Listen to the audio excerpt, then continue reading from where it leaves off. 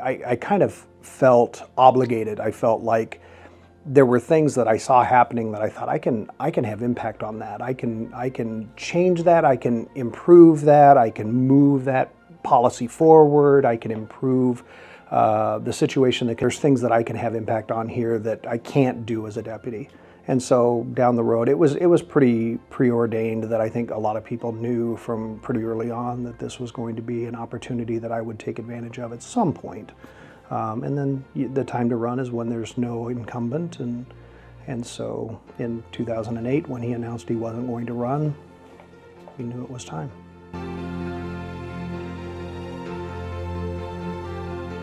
As I was coming up through the ranks as a deputy, obviously, we've had some great leaders in this organization. We've had some really good sergeants. We've had some really great lieutenants.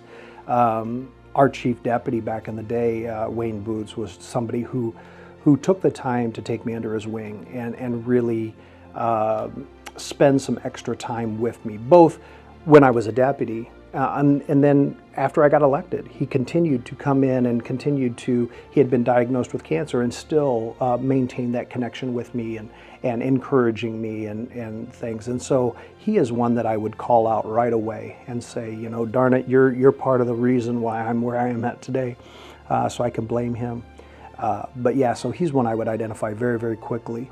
Then there are other sheriffs around the state that I consider friends, but I also consider mentors.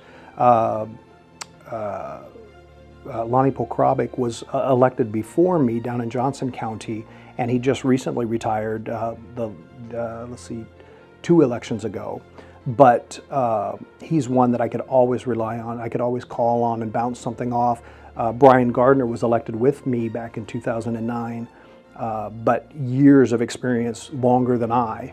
And so we came into office together, but I would always rely on his experience and his expertise, and so he's one that I would routinely call on. And then Dewey Hildebrand up in Bramer County, he retired and became a board of supervisor, but he's one that I could call on and talk with and visit with. He was president of our state association. All 3 of those, in fact, were presidents of our state association, and so we had you know, those professional relationships, we had personal relationships through that association.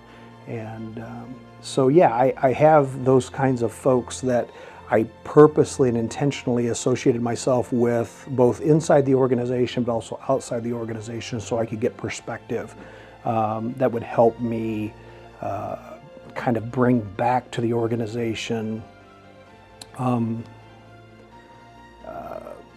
just a purpose-driven type of attitude and goal-oriented type of drive that those folks continue to bring. And you know, Wayne, I think, out of just the intent to ensure that his organization continued to prosper and continued to do well, and just wanted to see great things for this organization. I can't say enough great things about him and the appreciation that I have for him as my chief deputy back in the day as a deputy, and then mentoring me, and then continuing to poke and prod me and keep me on the right track even after I became sheriff.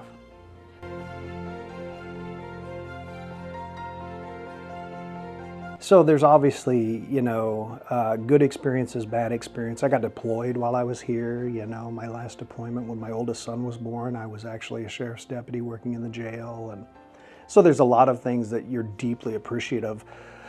We run this organization like a family, we always have. And so I was gone during the winter, and so deputies would come over and snow blow for my pregnant wife, you know, and so those kinds of things you're deeply appreciative of, and you know what that sense of family really is all about here at the sheriff's office. And so I look at just some of the opportunities that I've been given, the opportunity to be on the SWAT team, the opportunity to write policy, the opportunity to become the team chief for the SWAT team. I wrote an entire drug education curriculum and worked with the University of Northern Iowa to get it validated. And that's where "Don't, Drugs Offer No Tomorrow" came from. And now here we are 20-some years later, and it's still in the schools, and it's still being used in the rural community schools that we work with. And so that's definitely a positive, but there's a ton of negatives too, right? Kicking over weeds, trying to find the baby that was ejected out of the car seat, and watching the last gasps of life of a lady pinned in a car, or so you take the good with the bad in a lot of this stuff over the years. So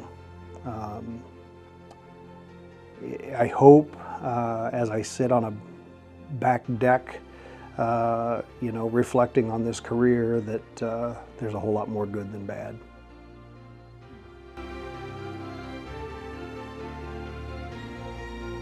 I'm significantly proud of that program. I'm proud of the foundation that I built with it, because I knew that that wouldn't be something that I was connected with the rest of my life. It's one of those, you create it, so it's your baby, but you know that somebody else is going to take it and do something else with it. You know that it's going to grow and continue to progress and continue to evolve into something else. And it was kind of very purposefully built. The curriculum was built in such a way that it could evolve and be responsive and reactive to those changes that affect us here in the Midwest and in Black Hawk County and in this region. So I'm happy about it. I'm proud that it still stands the test of time, but it stands the test of time not because of me. It stands the test of time because of those officers that still invest in it and still continue to maintain its efficacy and its responsiveness to whatever's happening today. So there's been 1, 2, 3, 4 deputies, that continue to maintain it throughout its legacy now.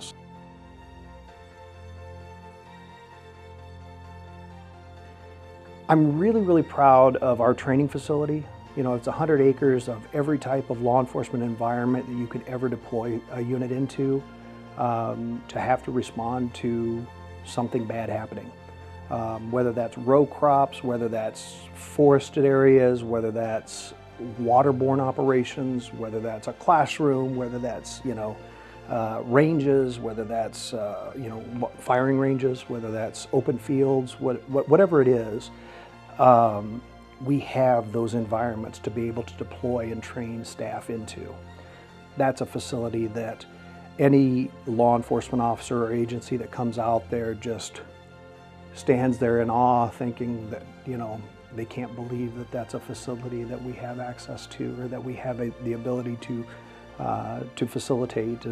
And so, but again, it's a tool, it's a resource. It's nothing more than what it is, and so I continue to look forward to what the next administration's able to do with that as its foundation, and what they grow from that foundation, how they build on it.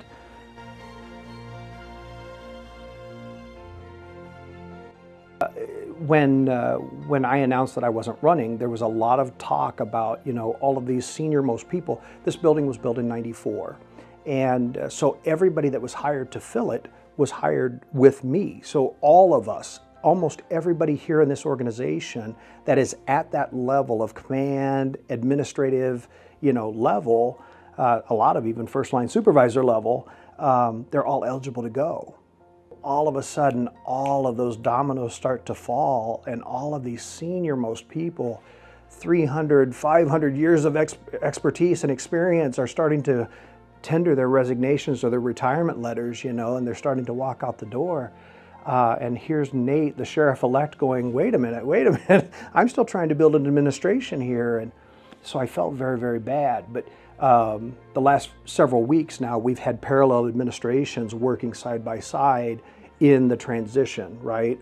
And looking around the table as we have staff meetings and stuff, I see the development of his new administration, and there are great, great people with up-and-coming experience, as well as, several years of working here, and experience and depth of not just one division, not just another division, but a smattering of experience to draw upon.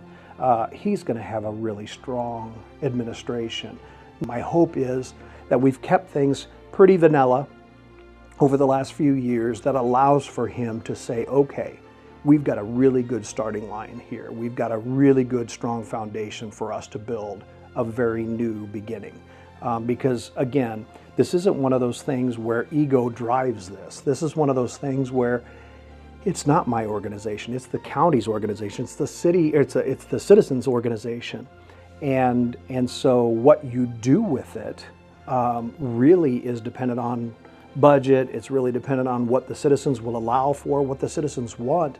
And so I'm really excited to see what a new free thinker, somebody coming from a different perspective, what they can do and how they can flavor it. What I hope I've done is given him that strong foundation to build from. And from that perspective, I think we're probably in pretty good shape. I think we've done the right things at the right time to give him enough resource, enough foundational budget, enough personnel, enough, to give him a really, really strong shot at being very, very successful these first 4 years.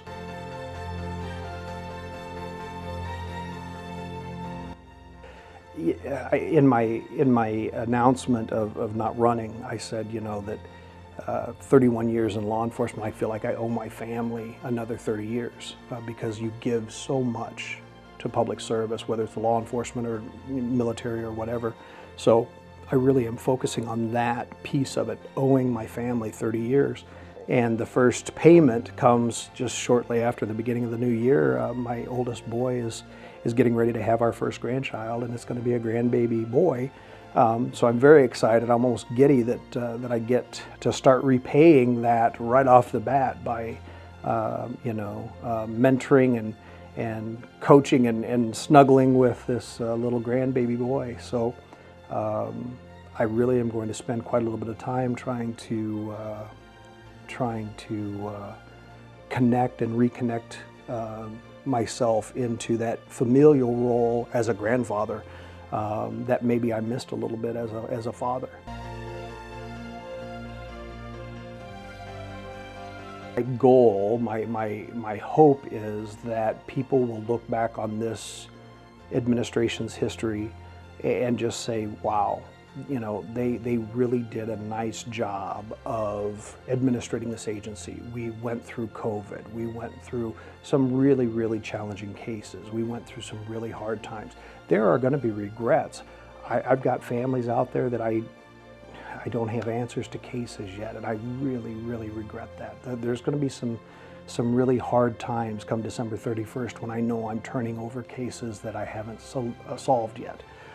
But at the end of the day, I hope that the report card, the scorecard, the reflection is how hard we have tried to be mindful, be transparent, be aggressive in how we've administrated professionalism, integrity, forward-thinking, inclusion, diversity, and just an office that truly is a reflection of this community, this county.